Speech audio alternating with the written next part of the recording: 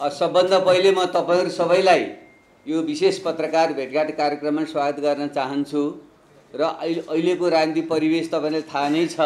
म एकजना राजनीतिक प्राणी हुँ र देश र जनताको निम्ति भनेर आजीवन नेपालको लोकतान्त्रिक परिवर्तनको निम्ति लड्दै आएको योद्धा हुनुको नाताले अहिले यो गत भदौ 23-24 गते जेएनजी युवाहरूले जुन एउटा ठुलो विद्रोहको आयोजना नेपाली इतिहासमा गरे त्यो 2007 सालदेखिको लोकतान्त्रिकरणको प्रक्रियामा एउटा नयाँ कडी हो भनेर मैले बुझेको छु।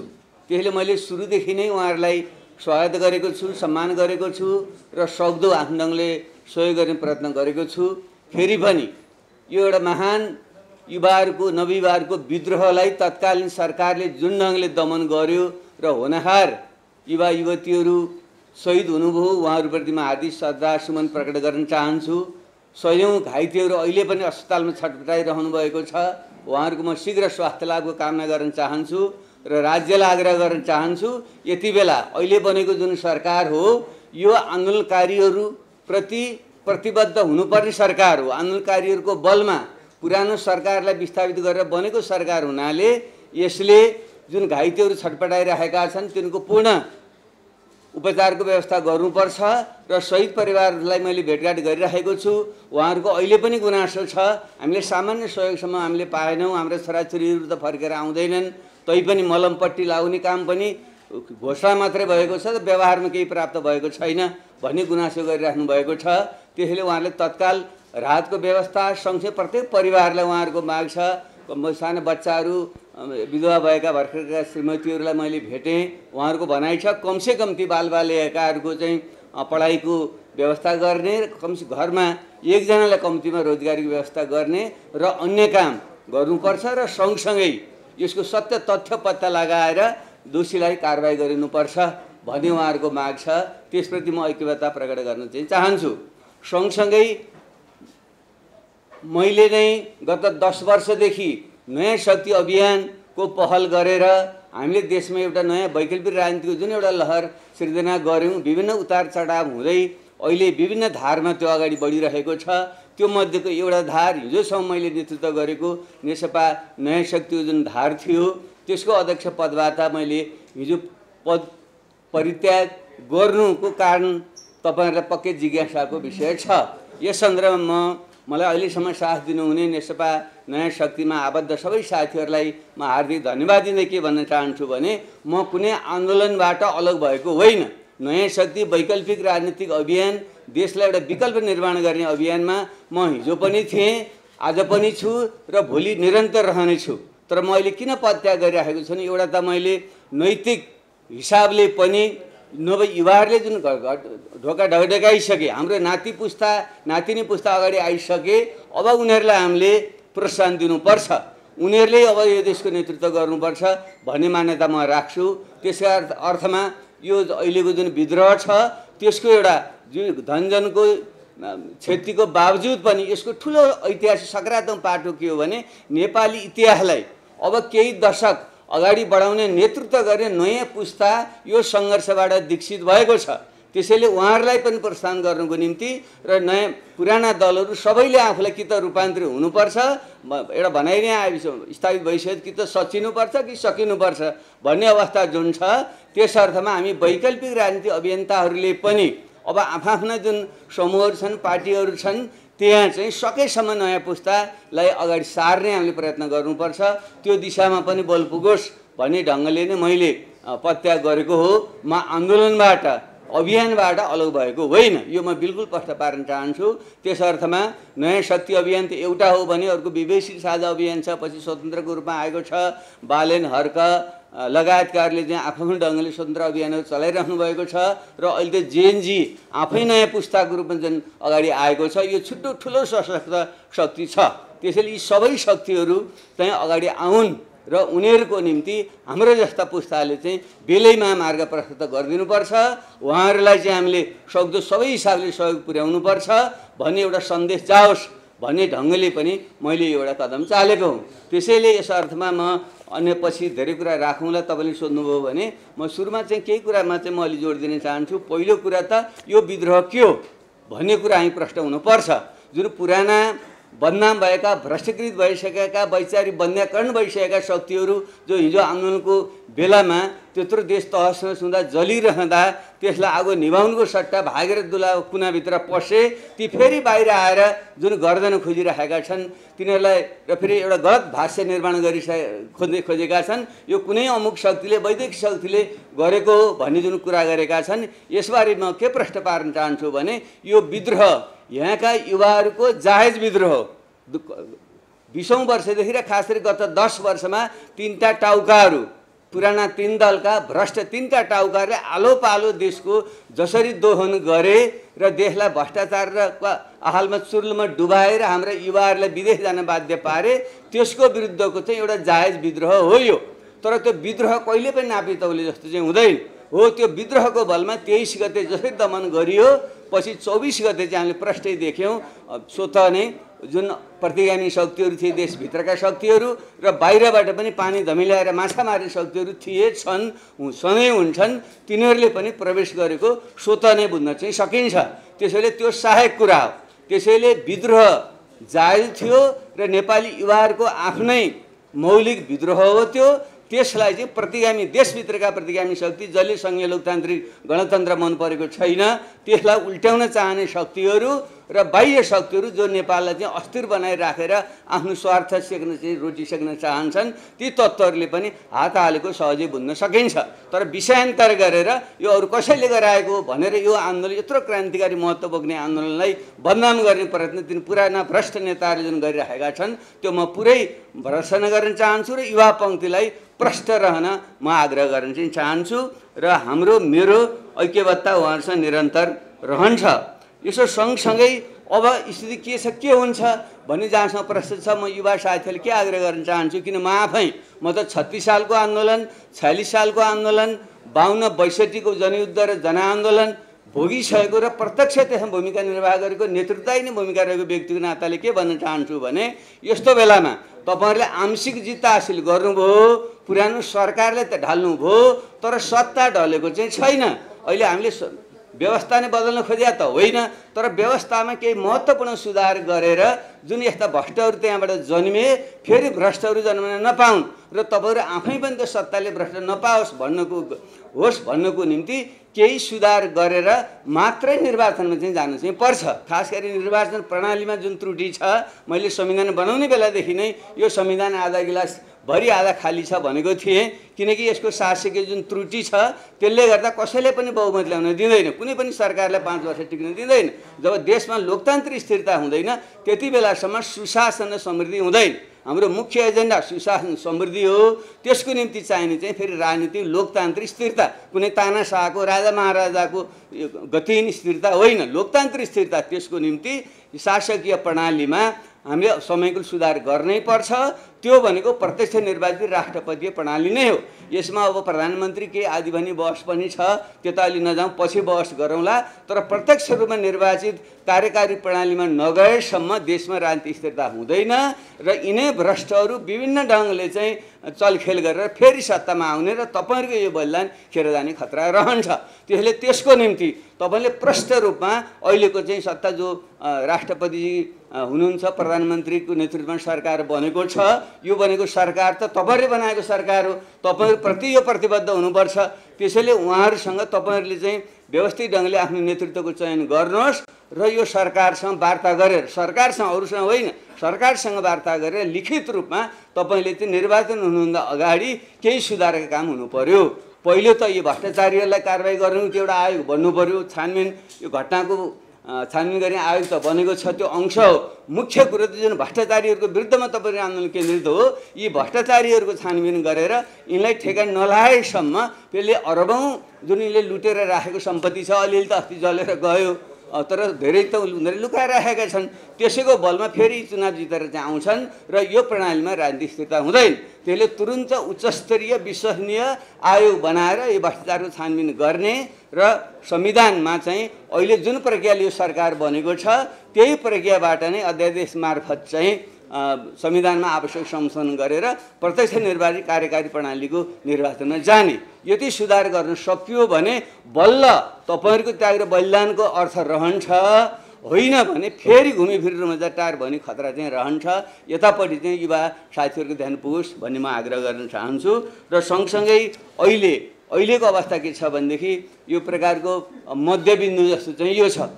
क्रान्ति र परिवर्तनलाई चाहिँ निरन्तर तपाईले दबाब दिएर अगाडि बढाउन सक्नु भएन भने त्यो यही रूपमा रहँदैन। तपाईहरु कमजोर हुने जाने बित्तिकै यो आन्दोलनको रापताप सेलाउने बित्तिकै फेरि प्रतिक्रिया देशभित्र र बाहिरका शक्तिहरू खेल थाल्छन् र यो पछाडि फर्कने खतरा हुन्छ र चुनाव उनीहरूले गराउँदैन। जबसम्म उनीहरूले को अनुकूलता आउँदैन त्यति बेला अनेक बहाना गरेर उनीहरूले चार्दै जान्छन्। त्यसको निम्ति तपाईले निरन्तर दबाब चाहिँ बनाइराख्नु चाहिँ पर्छ।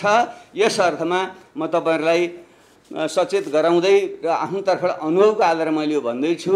अब हामीले यसैको निम्ति मैले चाहिँ एउटा पदत्याग गरेर म एउटा पार्टी भन्दा माथि उठेर देश र जनता र तपाईहरुको जुन त्याग र बलिदान छ त्यसको उपलब्धिलाई संस्थाएर अगाडि बढाउनुको निम्ति सक्दो योगदान गर्नुपर्छ भनेर नै लागेको व्यक्ति हुनाले म अन्त्यमा चाहिँ के आग्रह गर्न चाहन्छु भने युवा साथीहरू तपाईहरुले जुन त्याग र बलिदान गरेर एउटा नयाँ पुस्ता राजनीतिमा आएको छ त्यसलाई संस्थागत गर्नको निम्ति बुद्धि विवेकको प्रयोग गरेर यसलाई जोगाएर अगाडि बढ्नुहोस्। र जो सरकार छ त्यो सरकारले म आग्रह गर्न चाहन्छु तपाईहरुको प्रतिबद्धता यो विद्रोही शक्ति युवाहरूप्रति हुनुपर्छ।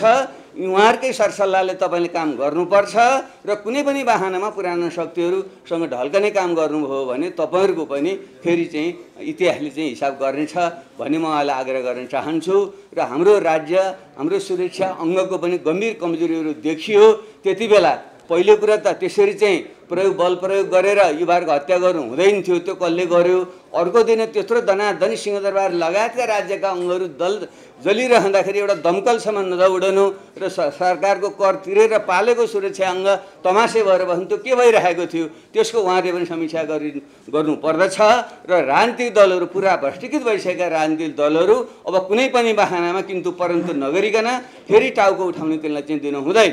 अब नयाँ र वैकल्पिक शक्तिहरू नै अगाडि आएर यसको देशको नेतृत्व चाहिँ लिनुपर्छ। यो नै बाटो हो। सँगसँगै हाम्रो देश एउटा गम्भीर भूराजनीतिक अवस्थामा छ। तपाईँ हामी सबैलाई थाहा नै छ होइन। उत्तर र दक्षिण विश्वका सबभन्दा ठुला जनसङ्ख्या भएका देशहरू बिचमा हामी छौँ। पश्चिममा अन्य शक्तिहरूको पनि यहाँ चासो छ। त्यसैले हामीले युवा साथीहरूले के खबरदारी गर्नुपर्छ भने नेपाल भनेको इतिहासमा कहिले पनि कसैको पनि उपनिवेश नभएको देश नेपाल हो। संसारका थुप्रै देश उपनिवेशमा परे तर नेपाल केही दर्जन देशमध्येको एउटा देश थियो जो कहिले उपनिवेश यो बनेन। त्यस अर्थमा पनि नेपालीहरूको स्वाधीनता सार्वभौमिक सत्ता रक्षाको प्रश्नलाई हामीले गम्भीरतापूर्वक लिनुपर्छ र हाम्रा छिमेकी र ठुला शक्तिहरू हामीले भन्नुपर्छ तपाईहरुले यहाँ आँखा लगाउन पाइँदैन। हाम्रो स्वाधीनता सार्वभौमिक सत्ता र स्वाभिमान तपाईहरुको जतिको हो त्यतिकै हाम्रो पनि बराबरी छ। त्यसले कुनै पनि बहानामा हाम्रो स्वाधीनता सार्वभौमिक सत्ता माथि आँच आउने कुरा हामीले स्वीकार हुँदैन। र तपाईहरुको जुन चासोको कुरा गर्नुहुन्छ हाम्रो नेपालले सधैँ नै एउटा चाहिँ तटस्थ असंलग्न नीति चाहिँ अपनाउँदै आएको छ। भोलि पनि हामीले अपनाउँछौँ। अब बरु वैकल्पिक नयाँ राजनीतिक शक्तिहरूले विगत भविष्यमा गर्नुपर्ने के हो भने हामीले नेपाललाई अब आगामी दिनमा चाहिँ यो क्षेत्रमा यो हिमाली क्षेत्रमा चीन भारत अमेरिकाहरूको जुन ठुलो द्वन्द्व चाहिँ यहाँ हुँदैछ तानातान बढ्दैछ त्यसको निम्ति हामीले नेपाललाई एउटा विश्व शान्तिको केन्द्रको रूपमा हामीले अगाडि बढाउनु पर्छ। गौतम बुद्ध जन्मेको देश त्यस अर्थमा जसरी चाहिँ अहिले जेनेभा स्विजरल्यान्ड लगायतले शान्तिको केन्द्रको रूपमा हिजो युद्धको बेलामा गरे अब आगामी दिनमा चाहिँ नेपाल चाहिँ विश्व शान्तिको केन्द्र नेपाल बन्छ। हामी सबैसँग सन्तुलित सम्बन्ध राख्छौँ। कसैसँग हामी दुश्मनी चाहिँ गर्दैनौँ। हामी शान्तिको नै वकालत गरेर नेपाललाई शान्तिको केन्द्र बनाउँछौँ भन्ने सन्देश हामीले चाहिँ दिनुपर्छ। त्यसरी मात्रै हाम्रो स्वाधीनता सार्वभौमिक सत्ता र अखण्डता कायम चाहिँ रहन्छ। यो अगाडि बढोस्। र सँगै चाहिँ म अन्त्यमा जो नयाँ हुनुभएका राजनीतिक चेत सहितका जुन युवाहरू हुनुहुन्छ तपाईहरू र हिजोदेखि हामी काम गर्दै आएका मैले नै अगुवाई गरेको 10 वर्षदेखि गरेको नयाँ शक्ति उज्जवल थापाजीले अगाडि बढाउनु भएको विवेकशील साझा पार्टी पछि उदय भएको राष्ट्रिय स्वतन्त्र पार्टी र गत निर्वाचनको बेलामा उदय हुनुभएका बालेन्द्र शाह हर्क साम्पाङ लगायतका जो व्यक्तिहरू हुनुहुन्छ र पछिल्लो चरणमा जो नयाँ पुस्ता अगाडि आएका छ तपाईहरू चाहिँ एक ठाउँमा आउने अथवा सहकार्य गर्ने वातावरण तपाईँले बनाउनु पर्छ। सकेसम्म मिल्नेहरू जतिले देशका खास एजेन्डामा केन्द्रित भएर एउटै शक्ति बनाउने त्यो खास एजेन्डा भनेको के हो भने अहिलेको जुन सङ्घीय लोकतान्त्रिक गणतन्त्रको संविधान छ त्यसमा टेक्ने, योभन्दा पछाडि फर्कने होइन। यसमा टेकेर कति थप्न सकिन्छ थप्ने, यसमा सहमति कायम गर्ने अर्थात् गणतन्त्र, संहिता, धर्मनिरपेक्षता, समावेशी लोकतन्त्र यी जुन आधार स्तम्भ छन् यसलाई साझा बिन्दु मानेर चाहिँ यी वैकल्पिक शक्तिहरू तपाईँहरू सबै एक ठाउँमा आउने चाहिँ प्रयत्न गर्नुहोस् र कथम कदाचित एक ठाउँमा आउनु सकिन्न भने सहकार्य गरेर मोर्चाबन्दी गरेर एउटा अल्टरनेटिभ एलायन्स गरेर पनि चाहिँ जान पनि सकिन्छ। सँगसँगै मेरो अर्को आग्रह पुराना थोत्रा पार्टीको नेताहरू सच्चिनेवाला छैन। काङ्ग्रेस, एमाले, माओवादी सच्चिने म कुनै सम्भावना देख्दिनँ। त्यो यति टाउकैसम्म चाहिँ कुहिएर चाहिँ बसेको जुन त्यो शक्ति छ त्यसको रूपान्तरण म सम्भावना देख्दिनँ। त्यसले त्योभित्रका दोस्रो तेस्रो नयाँ पुस्ताका साथीहरूले पनि विद्रोह गरेर फेरि यो नयाँ वैकल्पिक शक्ति अभियानलाई उहाँले साथ दिनुपर्छ। त्यसो हुन सक्यो भने छिटो नै तपाईँले चाहे जस्तो शासकीय सुधारमा परिवर्तन ल्याएर निर्वाचन तोकिएकै समयमा हुनेछ र यो ब्रड एलायन्स यो वैकल्पिक नयाँ शक्तिहरू उदयमान शक्तिहरूको चाहिँ एउटा एलायन्स र त्यसमा चाहिँ पुराना शक्तिहरूबाट विद्रोह गरेर आउने त्यहाँभित्रका दोस्रो तेस्रो पुस्ताका व्यक्तिहरूको बिचको एउटा साझा एलायन्स भएर अगाडि जान सक्यो भने देशले मुहार फेर्छ, तपाईँहरूको सपना चाहिँ पुरा हुन्छन्। यो बलिदान खेर जाँदैन। त्यसले त्यसको निम्ति अगाडि बढ्न म हार्दिक आग्रह गर्न चाहन्छु र मेरो आफ्नो प्रतिबद्धता भनेको आजीवन सत्य र न्यायको पक्षमा उभिने मेरो 2035 सालदेखिको प्रतिबद्धता हो। त्यसमा म निरन्तर रहन्छु। यो तपाईँहरूको यो अभियानमा मैले एउटा अभिभावकको हैसियतले एउटा नागरिकको हैसियतले मैले जाने बुझेको साथ र सहयोग तपाईँलाई दिन्छु। 10 वर्षदेखि तपाईँले वैकल्पिक शक्ति हामी पनि हो भनेर देखाइरहनु भएको छ। तर मेरो नाम अशोक सापकोटा, उलाक सञ्चार मिडियाबाट विकल्प दिइरहनु भएको छ। तर तपाईँहरूले दिएको विकल्पमा जनताले त्यति साथ नदिइरहेको 10 वर्षले देखाएको छ। अहिले यो आन्दोलन छेडियो र पुराना राजनीतिक दलका विरुद्ध आन्दोलन छेडियो। तपाईँ पनि नयाँ पेडा पसलमा पुरानो बाजे नै भनेर चिनिराखेको पात्र हुनुहुन्छ होइन। अब यो तपाईँ त्यहाँ सरकार गठनका प्रक्रियामा पनि जानुभयो, एउटा स्टेक होल्डर बन्न खोज्नु भएको कि घुमाउरो पारामा त्यहाँ सहभागी हुनुहुन्थ्यो, यसमा चाहिँ थोरै प्रश्न। सुन्नुहोस्, मान्छेको मैले मरेपछि गर्नुपर्छ, अहिले म कुनै प्रतिवाद गर्दिनँ। तपाईँले पनि भोलि क्षेत्रमा हुनुहुन्छ बाबुरामा के हो भन्ने कुरा बाबुरामा आफूले बोल्दैन, इतिहासले बोल्छ। त्यसले म खालि के मात्रै भन्छु, यसको आवश्यकता के हो, देशको आवश्यक समाजका त्यो गर्ने भूमिका निर्वाह गर्छ। बाबुराम त प्रधानमन्त्री भइसकेको मान्छे, देशको कार्यकारी प्रमुख के प्राप्त गर्नुहुन्छ भने त्योभन्दा ठुलो चिज के छ। त्यसैले यस्ता कुतर गर्नु तपाईँ नलाग्नुलाई अर्थात् चाहिँ तपाईँ कृपया यस्तो फोहोर चिज तपाईँ दिमागमा छ निकालिदिनु होला भने मेरो आग्रह छ। फागुन 21 गते अब चुनाव आउँदैछ, त्यो चुनावमा तपाईँ के गर्नुहुन्छ? उठ्नुहुन्छ कि उठ्नुहुन्छ? अब त्यो बेग्लै कुरो पहिले त मैले अहिले भन्न चाहेँ यो जुन निर्वाचन छ अबको निर्वाचनमा कुनै पुरानै प्रणाली अन्तर्गत गरियो भने फेरि पुरानै शक्ति आउने खतरा रहन्छ। त्यसैले यो जेनजी पुस्ताले दबाब सिर्जना गरेर मैले त संविधान सभाको बेलादेखि भन्दै आएको छु, आधा गिलास भरि आधा खाली भने त्यो भनेको शासकीय प्रणालीमा सुधार गरिनुपर्छ। प्रत्यक्ष निर्वाचित कार्यकारी राष्ट्रपतीय प्रणाली र पूर्ण समानुपातिक संसद त्यहाँ नगएसम्म त्यसमा स्थिरता हुँदैन भन्ने हो। त्यसको दबाब सिर्जना गरेर अगाडि बढेपछि बल्ल निर्वाचन सुनिश्चित होला। नत्र यी शक्तिहरूले यही पुरानै ढङ्गले सकभर गर्दै गर्दैन, उनीहरूले नजिक्ने बेलासम्म गर्दै गर्दैनन्, गरे भने त्यही पुरानो प्रणाली अन्तर्गत गर्छन्। त्यसैले यसो बारेमा अहिले टिप्पणी गर्नु उचित हुँदैन। जस्तो जेनजी आन्दोलनपछि यहाँले पार्टी परित्याग गर्नुभयो, युवा पुस्तालाई अगाडि बढाउनुपर्छ भन्ने एउटा पहल कदम लिनुभयो। जेनजी आन्दोलनपछि सरकार निर्माणदेखि आजसम्म पनि यहाँको सक्रियता छ। अब पुराना पार्टीहरूमा पनि भलै हामीले जुन रूपमा सोचेका छौँ त्यो रूपमा चेन्ज नआउला, जस्तो नेपाली कङ्ग्रेसभित्र अथवा माओवादी केन्द्रभित्र रिफर्मको प्रयासहरू भइरहेको छ, एमाले बिचमा स्थिर देखिरहेको छ। अहिलेको यो सरकार अन्तरिम सरकार अब योसँग निश्चित टेवार छ, सम्भवतः चुनाव गराउने र यो घटनाहरूको छानबिन गर्ने र भ्रष्टाचार सम्बन्धी अघिल्लो सरकारलाई केही मार्गनिर्देश गर्ने गरी आयोगहरू बन्न सक्लान्। प्रधानमन्त्रीको सम्बोधन पनि आउँदैछ आज। अब यसमा 2-3 वटा कुराहरू चाहिँ जेनजी आन्दोलनले उठाएका एजेन्डाहरू यो आफैमा असङ्गठित शक्तिले गरेको विद्रोह हुँदाखेरि यसको स्वामित्वलाई लिएर पनि धेरै विवादहरू छन्। अर्कोतिर पुराना दलहरूले जेनजी पुस्तामाथि प्रतिवाद पनि गर्न सुरु गरिसके अहिले भूमिगतै भए पनि उहाँहरूले आफैले बन्द गर्नुभएको सामाजिक सञ्जालबाट त्यो आइराखेको पनि देखिराखेको छ। अब यो सबैलाई लगेर हामीले यो ट्र्याकमा चाहिँ कसरी लिएर जान्छौँ? पुरानालाई पनि निषेध गर्न नसकिएला, नयाँ शक्तिले पनि आउनु पर्ला। अब यसमा चाहिँ यहाँहरूको भूमिका के हुन्छ र हाम्रो संयन्त्रको भूमिका के हुन्छ? यसमा पहिले के भन्न चाहन्छु भने अहिले बनेको सरकार सुशीला कार्की सरकार र पहिले भएको खिलराज रेग्मी सरकार एउटै होइन। त्यति बेला आन्दोलनकारीको बलमा अन्तरिम संविधान अन्तर्गत दलहरूको सहमतिले अन्तरिम सरकार चुनावी सरकार बन्न सकिने भन्ने व्यवस्था थियो। त्यस अन्तर्गत उनी बनेका थिए। अहिलेको त्यो होइन। अहिलेको त विद्रोह मार्फत पुरानोलाई विस्थापित गरेर यो चाहिँ आन्दोलनकारीप्रति प्रतिबद्ध भएको आन्दोलनकारीहरूले चुनेर छानेको सरकार हो यो। त्यसैले यसले चाहिँ खालि चुनाव गराउने मात्रै होइन, यसले चाहिँ आन्दोलनकारीका माग पुरा गर्ने पनि यो सरकार हो। त्यस निम्ति त आवश्यक संविधान सुधार गर्न सक्छ। नत्र जसरी अहिले यो सरकार बनेको छ संविधानको कमाएर फुलस्टप मात्रै बनाउने भन्ने ठाउँ त मिल्दैन। यो त आन्दोलनको बलमा र कमानलाई फुलस्टप हेरिँदै त्यही अनुसार चाहिँ सुधार गरेर चुनावमा जानुपर्छ। त्यसको निम्ति यो जे आन्दोलनले उठाएको जुन मुद्दा छन् त्यो मात्रै होइन, सुरुमा उठाएको मुद्दा मात्रै हुँदैन, आन्दोलनको क्रममा नै मुद्दा उठ्दै जान्छन्। त्यसर्थ पनि हेरिनुपर्छ। म त 36 सालको स्मरण गराउँछु।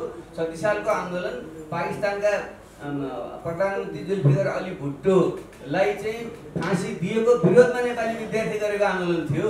पछि यस्तो भड्कँदै गयो, सत्ता धराशायी भएर जनमत सङ्ग्रह गर्न पुग्यो। जनमत सङ्ग्रह माग थिएन उनीहरू। त्यसले आन्दोलनको क्रममा के विकसित हुन्छ भन्ने हो। सुरुवात कहाँबाट गऱ्यो भन्ने होइन, विकसित हुँदै गएपछि यो कहाँ पुग्यो भने यसमा चाहिँ आवश्यक सुधार गरिनुपर्छ। सडकमै नारा लाग्यो त प्रत्यक्ष निर्वाचित कार्यकारी प्रणाली भने त सडकमै नारा लाग्यो त। त्यसैले त्यसलाई सम्बोधन नगरिकन चुनाव चाहिँ गराएर ठिक ठाउँमा चाहिँ पुग्दैन। त्यसको निम्ति दबाई दिनुपर्छ र यो सरकारको दायित्व बन्छ भन्ने भन्नु। कङ्ग्रेस एमाले रिफर्म हुने सम्भावना अथवा माओवादी रिफर्म हुने सम्भावना पार्टीभित्र अन्तरसङ्घर्ष छ नि अहिले? अनि त्यो सम्भावना देखेको भए म आफै यो 10 वर्षदेखि नयाँ शक्ति वैकल्पिक शक्ति थिएँ। त्यो कुनै सम्भावना छैन। तिनले खालि चाहिँ उयो अब अन्यथा नलाउँ, एउटा त्यसलाई नुहाएर केही हुँदैन भन्छ नि। एउटा प्राणीलाई नुहाउँदैमा अर्को प्राणी त बन्दैन। उनीहरू त्यस्तै हुन्। त्यो कुनै पनि जति नुहाए पनि त्यो सुध्रिनेवाला होइन। चाहिने वैकल्पिक राजनीतिक शक्ति नै हो। त्यसको निम्ति भुल्का त उठिरहेको केही भएन भने किन भएको छैन? त्यसको चेतना जुन जागेको छ, हामीले जुन अभियानहरू सञ्चालन गरेका छौँ, विभिन्न समूहहरूले गरेका छन्, त्यसको बलमा त अहिले अगाडि गइरहेको छ। त्यसैले उपयुक्त मौका अब जेनजीले नै नेतृत्व गरेर भन्छु भने उनीहरूले नै दबाब सिर्जना गरेर अरूले साथ दिएर वैकल्पिक राजनीतिक शक्ति निर्माण गर्ने र तिनीहरूले नै अबको निर्वाचनमा अग्रता लिएर देशको नेतृत्व गर्ने, यो नै अबको बाटो हो।